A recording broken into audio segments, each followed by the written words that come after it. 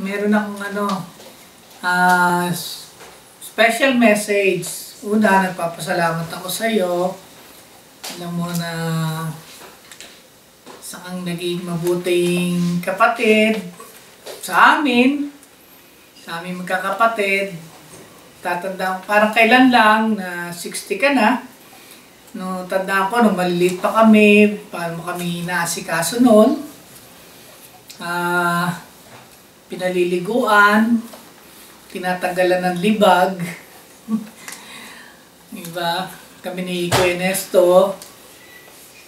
Taliligo kami noon boreless pa nga. At wala kami mga brief.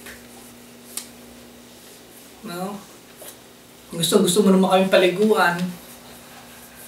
Maliliit kami. So, naalala ko yon.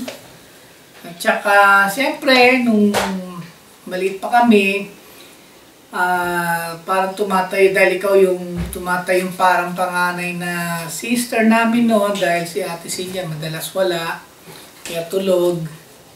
So, natandaan ko, nung maliit pa kami, napipingot mo pa ako. Kami ni Kuya Ernesto.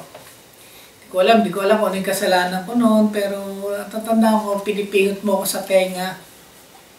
At isa pa rin tandaan ko noon maliit pa ako, pinaload mo ako sa munggo. Hindi ko alam kung natatanda mo yon. No, pero okay lang, siyempre part of discipline. At naging mabuti naman akong kapatid sa iyo yung mga time na yon. At tandaan ko pa rin nung maliit pa kami. Tatandaan mo yung kapitbahay natin, nakaaway mo yun Naikwento ko nga kay Beng Beng. Si Mirna, natandaan ko yung pangalan, hindi ko makalimutan. Siguro mga mga 4 years old or 5 years old. Nagsabunot ang kayo ni Mirna, hindi ko alam kung ilang taong ka noon. Tapos umiiyak ako, tinulungan kita. Tapos ang ginawa nitong si Mirna, tinulak ako sa kangkungan. Nahulog ako sa kangkungan. Tapos iyak ako ng iyak, no? So yun ang tatandaan ko ng maliit ako noon na mga bata pa tayo. Tapos natandaan ko pa rin kami ni Kuya Ernesto noon. Pareho kami mahilig magsugal, magkaray cruise. Yung alkansya mo, kinukupitan namin. Kala ko ako lang nangungupit. Yung pala, pati siya. Naubos yung alkansya mo. Natandaan ko, umiyak ka pa nga, naubos yung pera mo So, anyway, siguro naman nakabayad na ako sa'yo. Kung ano may nakupit ko sa'yo noon. So, I just want to thank you for being a good sister to all of us. In the absence of Mommy na madalas wala, ikaw yung tumatay yung sister natin na parang eldest among our siblings. Kasi naman si Ate Celia, nag-asawa ng maaga, yung time na yun. At si Kuya Danny naman, madalas din wala. So, nangyayari tayo-tayo lang, tsaka ng lola.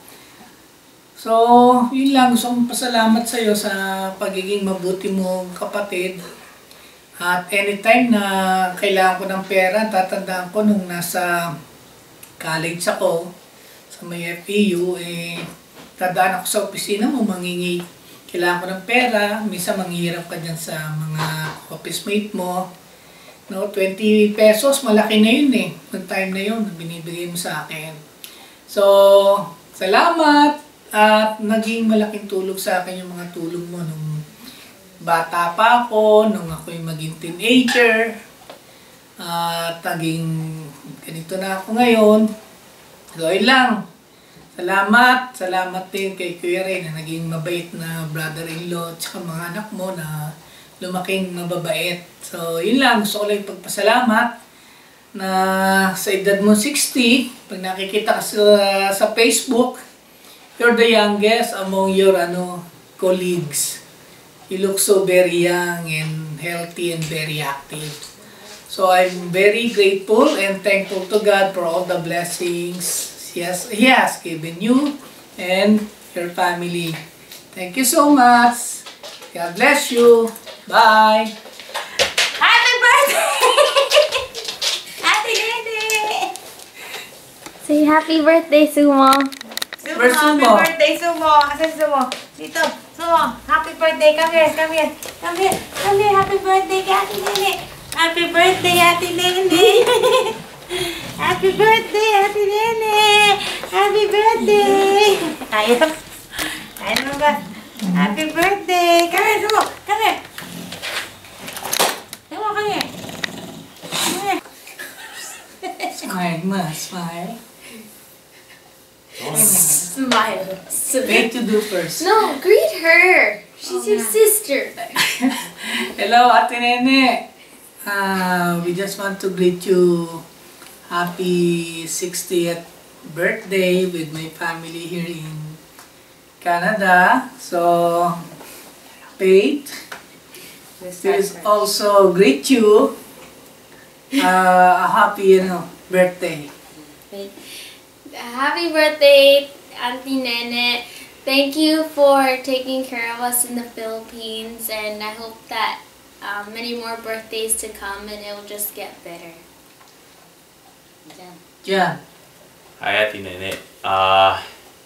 Hopefully next time, next birthday, that we'll be there celebrating, and don't party too hard.